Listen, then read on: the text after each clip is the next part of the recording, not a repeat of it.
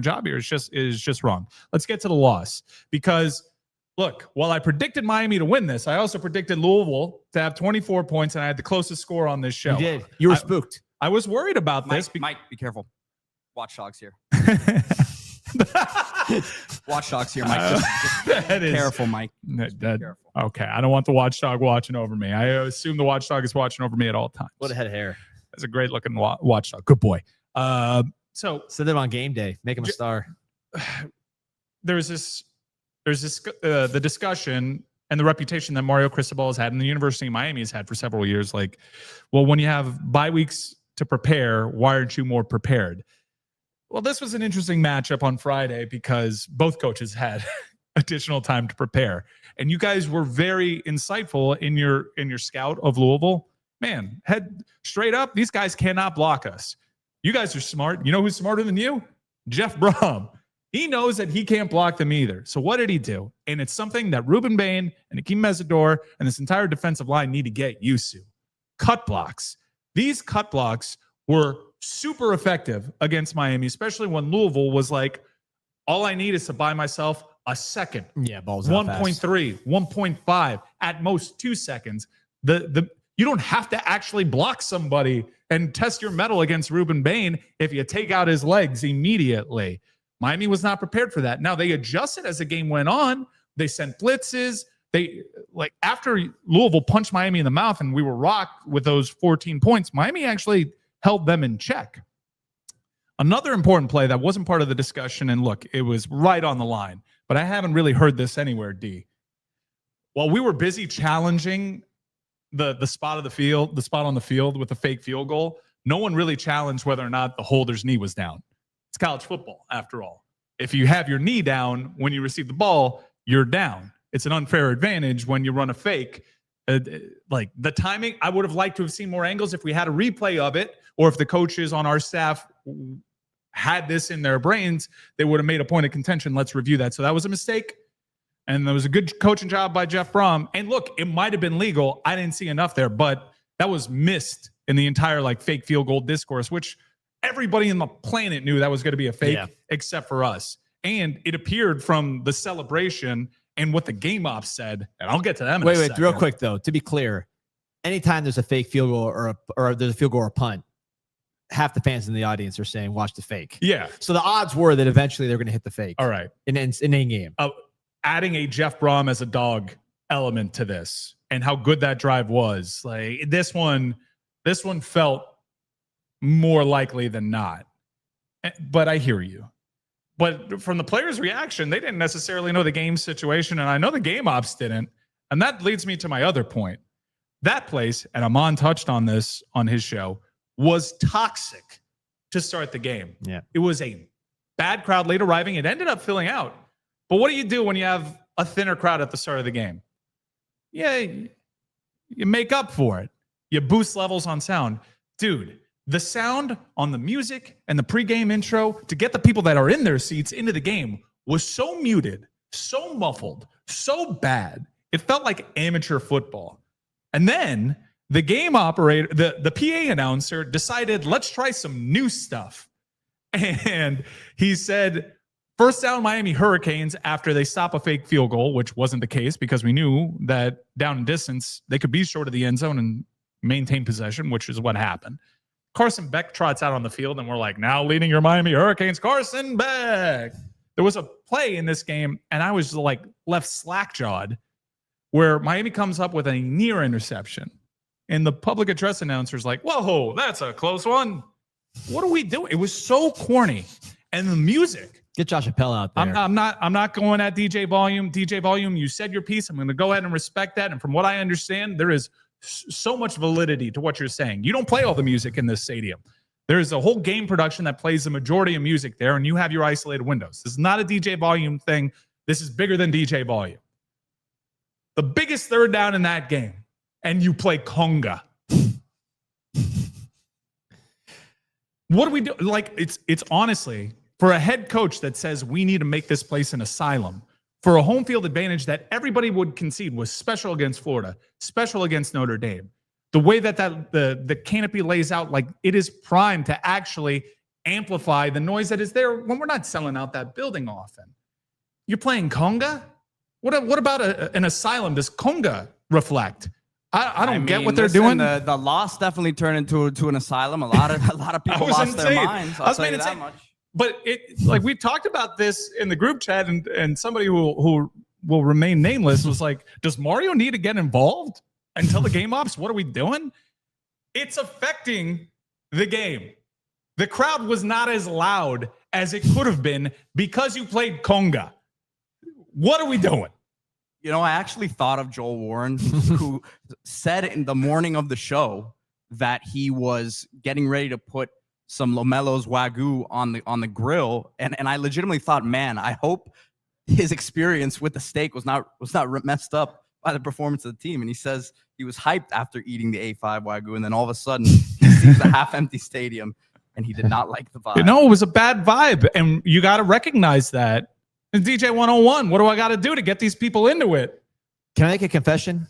And this is 100% truth, honesty. I like to be honest. Here is a place of honesty, a tree of trust. Not be too honest now.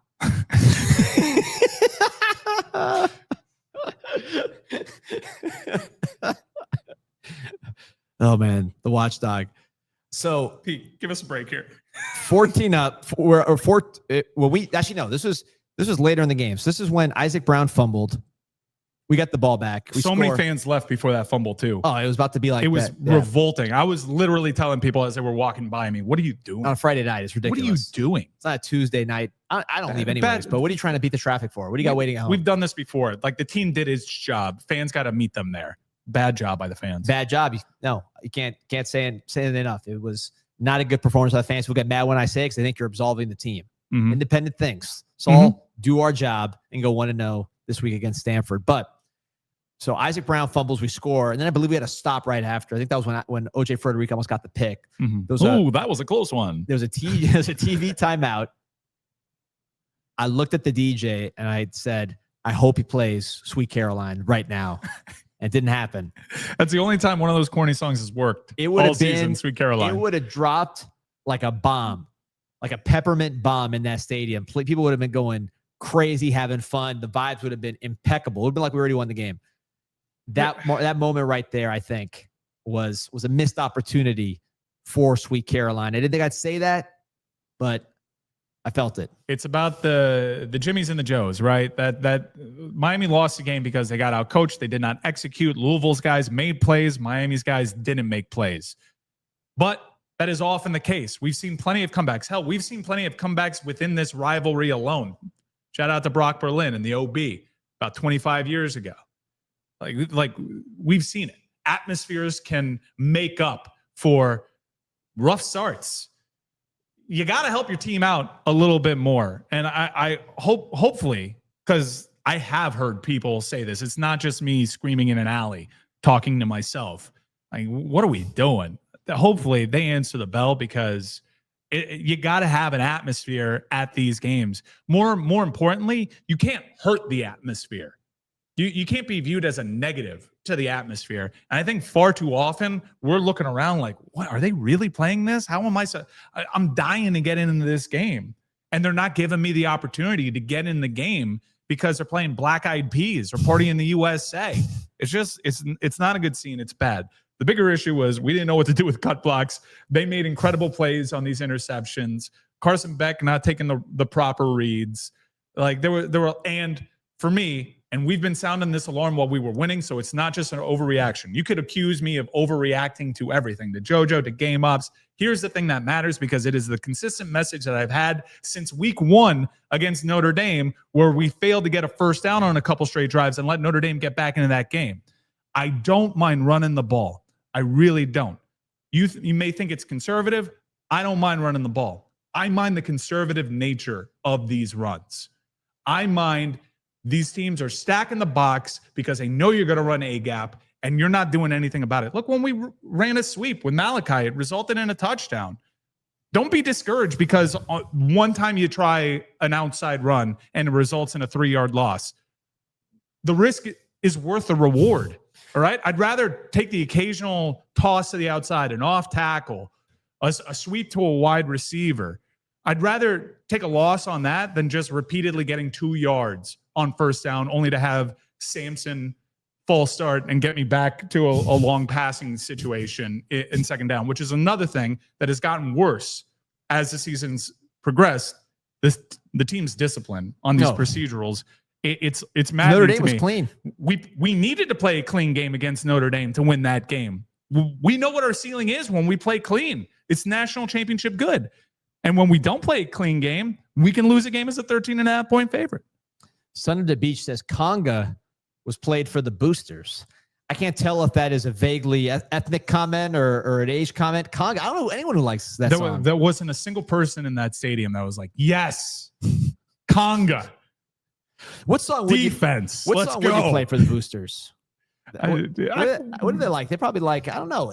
Who would be like a Juan Luis Guerra kind of deal? The boost. Don't worry about the boosters. The guys in the leather seats are rarely contributing to the atmosphere. Billy Rubina? I think that would hit with the boosters. It's like me and Mr. Chi in the leather seats. We're the only ones yelling. Okay, like there ain't many of us. Shout out to Mr. Chi. But it's recent happy birthday, belated. Happy birthday. But it's about everybody else in the stands. And like I said, atmospheres matter, especially in college football. And I'm not telling you, like, this doesn't need to be Death Valley at LSU. You just don't have to get in the way. And I feel like you're getting in the way. You're Mo Torre. You're Chase Smith on OJ Frederick on a crossing route early in the game. You're getting in the way of an atmosphere. Can I say something here? So Champy, aka Filete. All right. There's the watchdog. Watchdog's looking out for Filete. Every time you say, "Can I say something?" I get scared. Just want to remind you guys. I gotta check and see how this is going with him. Oh, the group chat. We gotta check the group chat. So Filete is here in the comments, and he's saying that DJ Volume didn't play Sweet Carolina. We lost. He's all over the place. We need to sit down with him. We need to sit down with you, Filete, because you had a birthday party for your beautiful daughters, or a Halloween party. Great event. Shout out to Chanel for organizing everything. But then your job, your only job, I imagine, is to make sure that the TVs are lined up so the gentlemen in the party, the dads, can watch college football. Tremendous slate. Get there. I'm with Mr. Perfect, Javi Salas, and others. You're dressed like some sort of pimp vampire, like a purple. I couldn't figure out exactly the theme of your particular costume, Filete. And then we sit down to watch the games, and there's no TVs. And the entertainment for the grown-ups is a guy dressed in a Spider-Man costume climbing the roof doing backflips for everybody. Ooh, this is bad. And meanwhile, Alabama's in a thriller, right? There's the Texas Tech game is cooking. I'm getting texts from my wife. She's watching the game with my kids. I don't know what's going on because I'm looking at Spider-Man doing cartwheels. And it just was not a complete affair. And I think your portion as the dad was missing. So if you let that, we need to sit down with you and DJ Volume to get the atmosphere right. Quite frankly, DJ Volume might have brought more entertainment for the grown-ups, the grown-up men, than what we're getting at the party. If you let this, so let's all do our jobs this week. How about that? We're trying to go 1-0. We, by the way, Scoopage, we got no idea what uniforms Miami is going to wear this weekend. Yeah. There's like they might wear the military uniforms, they might not. Just like one season, they were supposed to wear black uniforms, and we decided not to. We'll see. Contracts are meant to be broken. Huh? Yeah. So we'll see. I can guarantee you there'll be military appreciation. There'll be some camo representation, whether it's on the guys playing the football game. We'll see. I have been told, you can think what you want about the cookie cutter nature of these camo uniforms and how they may look like other programs there. But I've been told like what really makes this uniform set pop are the accessories, the helmets, and all the additional things. If they do indeed decide to wear them, they may not. It wouldn't be the first time. Like I said, there is precedent for Miami to decide, even though this is slated to be among the things that we're supposed to wear this season, we're going to go in a different direction. All right. So what we got here? Some comments. Let's see. There's one I wanted to get to here. Got a lot of comments on the ends on the camo. I mean, I got a lot that I'm cooking on. Let's talk about the quarterback.